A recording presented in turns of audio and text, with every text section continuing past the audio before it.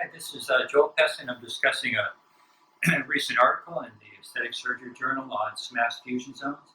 First, let me say what an honor and privilege it is to publish in ASJ. I consider ASJ the premier voice for new and innovative aesthetic surgery, so it is an honor. The take-home point of this article, SMAS fusion zones, is very simple. There's a system of fascia condensations between deep and superficial fascia all over the face, actually all over the human body, but on the face, if one knows where these fusion zones are, then one can predict where nerves are going to ascend from deep to superficial, blood vessels, lymphatic vessels, all sorts of structural anatomy. So the face traffics anatomical structures from deep to superficial along these boundary zones to give them stability. And if we as surgeons know where these are, we can avoid nerve injury, perform better flap surgery, all sorts of things. So I think that's the basic point. A quick point about the buccal fat buccal space.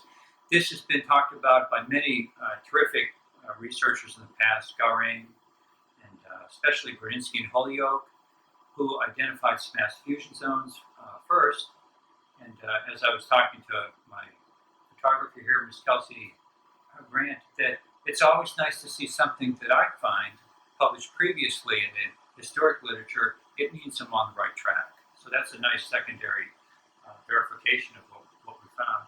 But anyway, I think the buccal space is going to be important in the etiology of jowls. And I think Stuzen's technique of extended SMAS, which I think is really brilliant, and I know Dr. Nahai has talked about this in buccal fat transposition. I think all of these are decreasing the buccal space volume. So one last point, where is this going to go in the future? And I think it's very easy to sum that up. This is a slightly out of focus image, but this is from the McKnight Brain Institute, University of Florida, on their new multiphoton microscope. And what this shows is what fascia looks like. When we look at it, this would be SMAS. These are antibodies to muscle proteins, non-muscle. So what we think of as very, very basic fibrous tissue is really much more complex and may have a contractile mechanism. So I think this is like trichrome stain, but much better. And I think a lot of the younger researchers would be well benefited if they incorporate this technology into their research. So that's a brief overview of the paper and what I think can come of this.